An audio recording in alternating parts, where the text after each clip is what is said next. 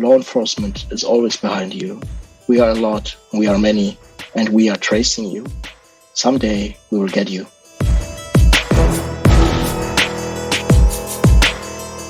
Hi and welcome to Cyberism's Malicious Life B-Sides. I'm Ran Levy. In this B-Side episode, we're traveling to Europe. AbdelKader Curnelius is a German threat researcher and CEO of InvSign, a company specializing in cybersecurity innovation, and an expert on the cybercrime ecosystem in Germany, Austria, and Switzerland. Being a threat researcher in Germany isn't easy. The German law prohibits any action that might assist cyber criminals in any way, and so things like bribing one crook to provide information about another, for example, are out of the question. Still, AbdelKader spent more than a decade researching the various hacker forms in German-speaking countries, and in this episode, he'll share with us a story about how he ended up helping the German police put a local cybercriminal behind bars.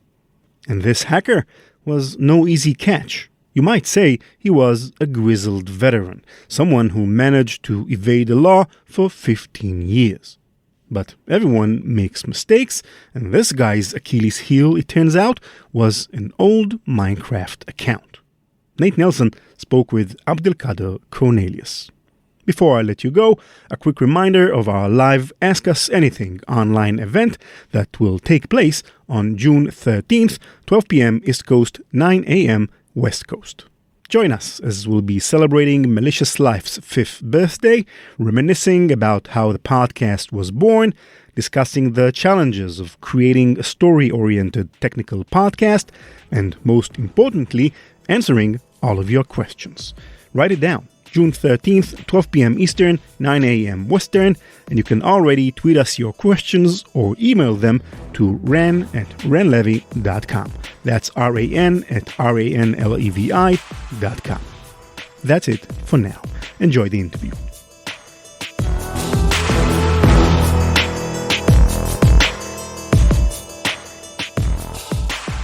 Kader, tell me about how you first came across the main character in our story today. Well, that's a funny thing because I first discovered or detected that actor or that person on the German-speaking cybercrime community through my day-to-day research and day-to-day work.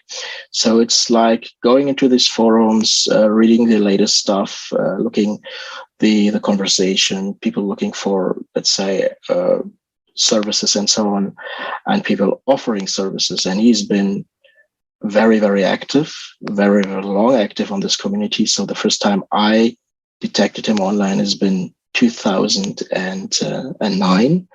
And he had a very high user rank. So he didn't pay money and so on. So he had a good reputation from his customers and over thousands of posts and threads in that German-speaking hacking community. And if you want to compromise a website or get your hands on the latest SQL injection and so on, you've been led or directed to this specific entity and should contact him, tell him what you want to achieve, and he would support you. So as you start to watch this guy, tell me, what do his actions, what do his marketplaces look like?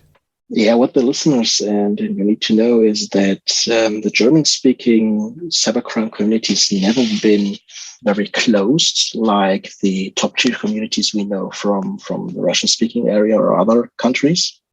So it's been very easy to get in there. So all you had to do is to register or create a new username and choose a password and just be active. Doesn't that make it harder to track one person if anyone can use a pseudonym or create multiple accounts? It's been very easy to detect his activity because it's been everything open and in public, and he didn't share any personal information, or he didn't even leave any, let's say, ICQ or Jabba or any other contact address in the forums. You had to reach out to him via private message. But his targets and his services has been there in plain text on the German forums, and it's still today. So nothing changed. Okay, tell me though how he evolved over the years. I imagine he started off doing smaller jobs and then built up over time. It's a little bit like he learned and he got better and better. He started with small e-commerce sites, small web shops, small, let's say, infrastructures belonging to mid-sized businesses or small businesses in the German-speaking area, and offered access to the back ends. That happened for a couple of years. So he never did anything else. He never, let's say, shared his knowledge, how good he is and how he could be good as him or as himself. But over the years, he evolved. He got better in his skills. The targets, they got much more bigger and bigger. So by the end of or in his last years, he's been very successful in infiltrating large enterprises in the German-speaking countries and large enterprises like financial institutions, from the healthcare industry or even the automotive industry. And he didn't stop with just compromise the website and get into the back end. He also started to exfiltrate data, to look for specific data you're interested in, and also sharing or selling that data to, let's say, specific entities or groups interested in, let's say, intellectual property and so on. What he also did, or what also changed in the years, is that he started to write tutorials how to be as good as him and sell them. So, and not just for 50 euros or 100 euros, it's been 500 euros, 1,000 euros. And his, let's say, premium tutorial has been over 3,000 euros with videos, with hands-on support, choosing the right infrastructure to start your attacks against infrastructures or other infrastructures, which tools, where to buy these tools to compromise and to attack, where to sell your data, to scan and filter the data, the valuable against the non-valuable data you find in an infrastructure. And what is the difference between getting into an e-commerce backend or getting into a healthcare backend? And is there anything else you could tell me about his typical techniques, tactics, procedures? He never used, let's say, ready-made custom or tools you were able to purchase on the dark web. He never relied on something sold by other cyber criminals. A lot of his scripts and tools he wrote by himself. He invested a lot of time and effort in reconnaissance, so to understand the victims. He invested a lot of time to read manuals posted on the internet or available via Google from the manufacturers of the anti-fraud systems, so to circumvent them. He also invested a lot of time and effort to see if there are any jump hosts or, let's say, initial access available to specific infrastructures. Or what I know today after the investigation is that he taught everything himself during his study in IT at the university here in Germany. He went to the university and there he got taught everything around, IT and vulnerabilities and so on. And he used it for his, let's say, business. And to be clear, for how many years were you tracking this guy before the big event that we're about to get to? He's been active since 2009, and the first time I detected him has been in 2012. Okay, so one day he up and disappears out of the blue. Describe for me what happened from your perspective, what you saw, what you were feeling. So if you logged into these forums and there has been no post by this user, it's been strange. You did see it directly because at these cybercrime forums, the latest 50 posts, they've been on the top of the page, and there you could see other stuff, and there's been nothing. And then I looked in after a couple of hours again, and again nothing. And then also other users started to ask me questions. Where is he? What happened to him? Etc. And I also reached out to my contacts and asked them, okay, do you know where he is? Did he tell you something? is he on vacation and so on, but it's also not possible because he always told his customers and also the users when he's on vacation and when he's back and so on and so forth. So it's been really, really, really strange. And then you get a call. Yes. I got a call from the State Criminal Police Office responsible for cybercriminal investigations. And you must know and understand that here in Germany, there's 16 states or federal states, and each state is responsible for cybercrime investigations. And it depends where the most of the victims were or are, that this state is responsible for the investigation. So they called me and they told me, AbdelKader, please go and find and look up or tell us everything and anything you find about that specific username. And it's been like, I can tell you right now, everything and anything about that username. And they told me, no, please do it right and investigate some time and research everything you find in your sources, you got in your reports, and then come back to us.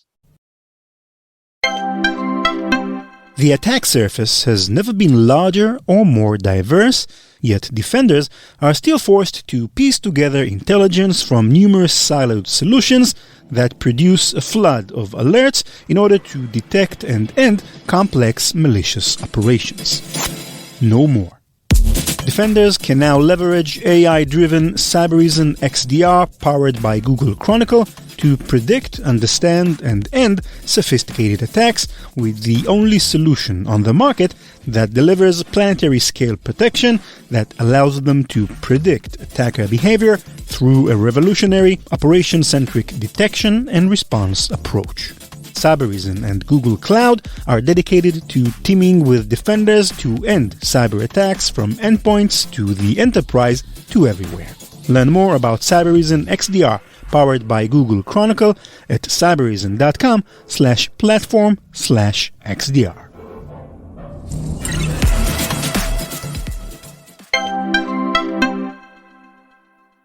So does working with law enforcement change anything about how you conduct your investigation? Is there anything different that you do? The research I did, it must be, legal. Yeah, so I can't do anything, let's say, the easy way and just to bribe other cyber criminals or to purchase anything or to bribe that or pay them to get infos and so on. So I had to do and reach out to them like police officer or cybercrime investigator from the law enforcement agency. But why they reached out to me is because I got a huge and vast, let's say, network of sources in the cybercrime economy or the underground economy in the German-speaking area. So during my research in the years before, I already collected a lot of intel about that person. That's law enforcement also did the same, but only publicly available content. So they've been never able to read private messages. Never somebody shared private message conversations with potential law enforcement agents on these forums. It's something I got. They never had their hands on Jabber communication. So the cyber criminals are communicating via Pigeon. It's a messenger and with the OTR plugin activated, so it's encrypted messaging. And they never get their hands on screenshots done by the people in that conversation. So that's one of my sources also shared with me. What law enforcement also they had their hands on has been his Minecraft profile. And why would that be relevant? Because a lot of cyber criminals, they do a lot of mistakes in their early years.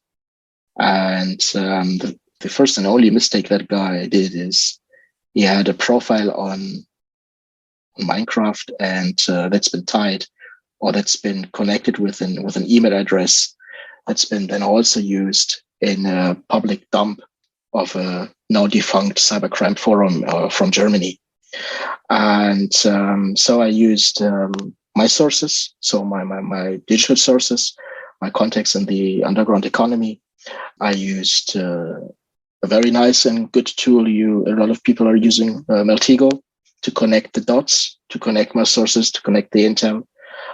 Went through all my reports, everything I collected in the past, and created a dossier for them, shared it with the law enforcement agency, and then radio silence. Okay, but does all this data really matter, right? Like the Minecraft thing, is an old Minecraft profile, does it really matter towards looking into his cyber crimes? Yes, it does. It does. Because the Minecraft profile, or his, let's say, identity he used in the Minecraft profile, has been later on tied to a compromise of an e-commerce website, because the server he used to compromise the e-commerce website has been purchased with an account where the email address used in the Minecraft profile has been the same.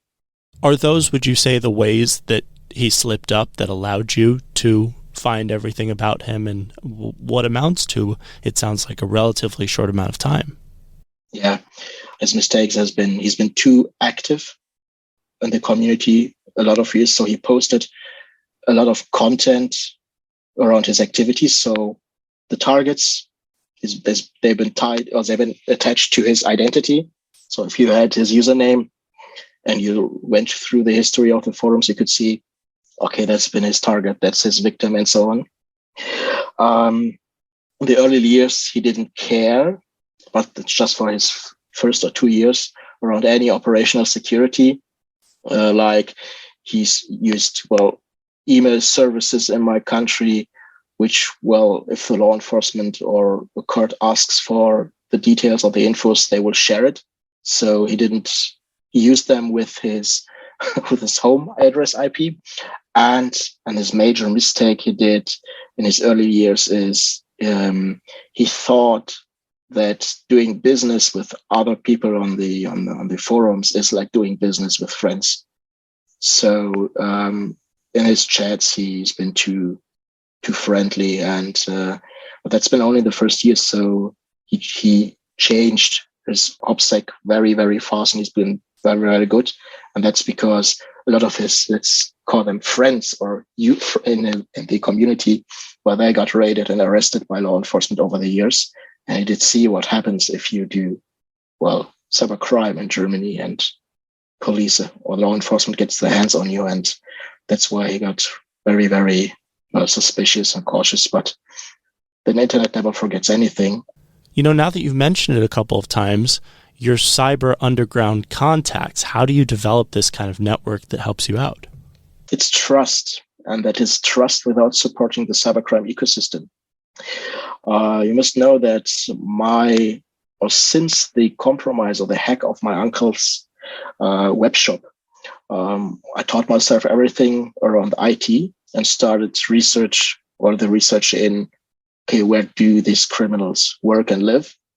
And that's been the late 2000s. And from there on, I created my, let's call them avatars or legends on these forums. Every time I come across a forum, I've been active there, or I created an account and started reading and posting in, let's call them or sections which are not, let's say, dangerous or could put you behind bars. So there are areas on these forums where they talk about the weather, for example, or going on vacation, or talking about cryptos and so on. So you can post their content, which doesn't support the ecosystem. And the thing is, with these communities, or as a research on the underground community, if you got an account which is very old, an aged account, 5 years, 6 years, 10 years, and we never ever got, let's say, no one said you scammed or you ripped another community member, and they see, okay, he's been a long time active, he got many, many posts and so on, so he must be a senior and we can reach out to him, we can trust him. So with these age and old accounts, people just reach out to you and ask for your opinion, or they throw and drop you samples or malicious software samples Yeah. For example, a couple of years ago, somebody just shared with me in the Russian community VMware escape, which he sold later on for 560,000 euro. It sounds there like you're kind of getting into dicey territory. It's getting much more difficult to do this because over the years here in my country, we got more and more anti-cybercrime laws. So you must see and look what is allowed now by law in the country where I live. So it's very, very, very difficult today in regards if you compare it with the past. I just wonder if the police ever end up accidentally investigating your online persona without realizing that you're on their side. Is there something that you do to prevent that or account for that potentiality? I always, let's say, make reports and write down what I do in regards of research. So even if law enforcement or someone else will contact me someday and tell me, hey, we got your identity from this community or the forum. Oh, can you tell me something about it? I can show them, I can prove to them, okay, it is because of my research and so on. Yeah, but I can also tell you that a lot of researchers in my country, they don't care. So they just distribute or send cryptos from A to B or pay other criminals to get access to the forums or purchase malicious software and so on. And that's not allowed. It's not allowed because it is funding a cybercriminal ecosystem. And here in Germany, it could be that you're supporting or funding a terrorist. Do you know who is at the other end who is receiving the cryptos and what he's doing with the cryptos? Okay, so back to where we left off. You submit your dossier and then radio silence. Wrap this up for me. I reached out to them after a couple of days or weeks and asked for my work. I sent to you, has been good, was it valuable and so on, and I didn't get anything back, nothing. Until I got another call one morning from the head of the anti-cybercrime department. Well, he shared the big picture on the full story with me. First thing he told me is that several pieces of evidence I shared with them were used as the nail on the coffin to put him behind bars, were enough for the judge to convict him, to put him in bars. And what happened is his disappearance in 2020 has been directly related to an arrest of this guy at his working space or in the company where he worked. So the officers, they got him and they arrested him and they detained him. And they got evidence and they monitored his profile and his activities many, many years. And they thought, or they almost had enough to put him in jail. But he denied that he's been that specific user. He denied that he's been doing this and that evidence is tied to him.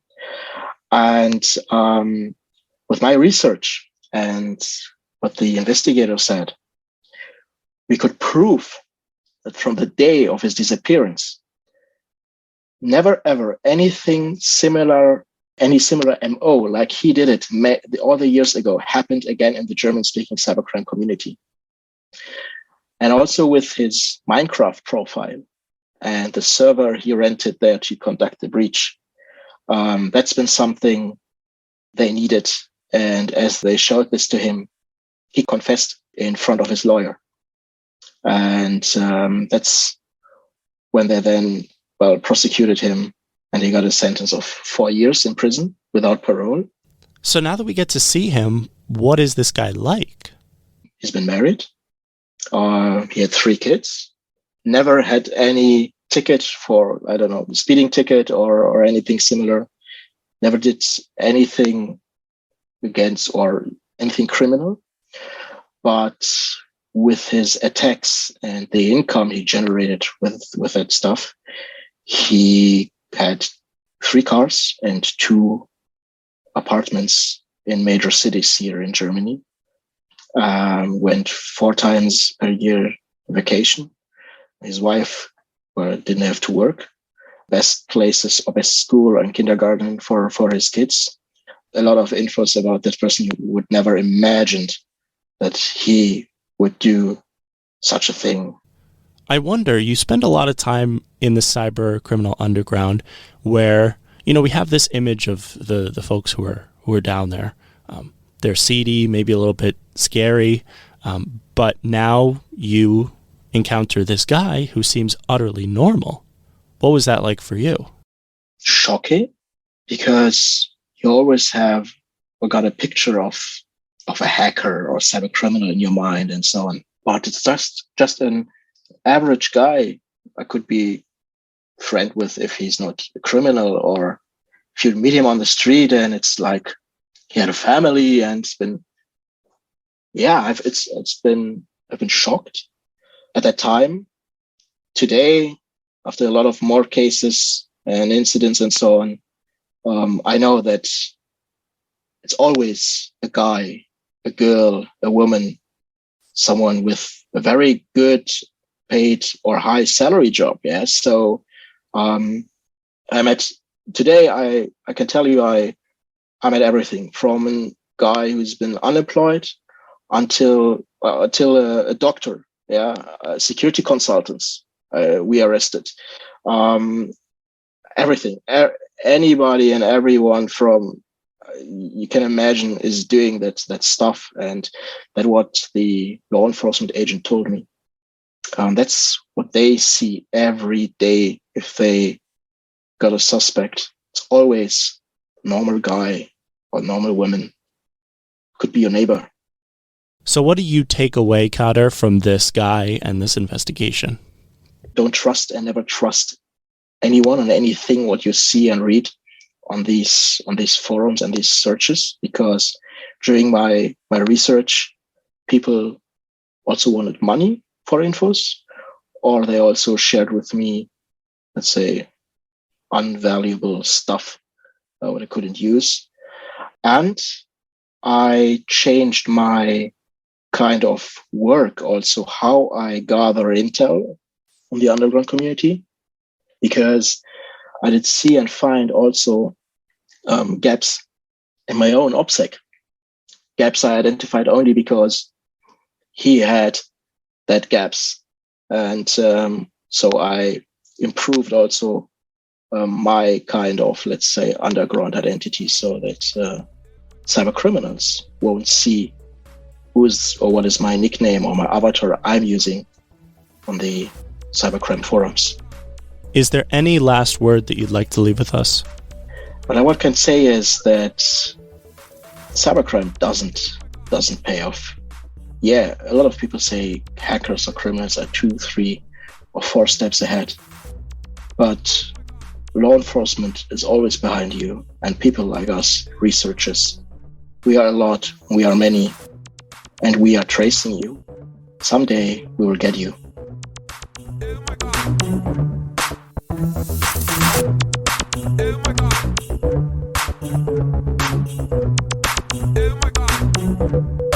CK Music.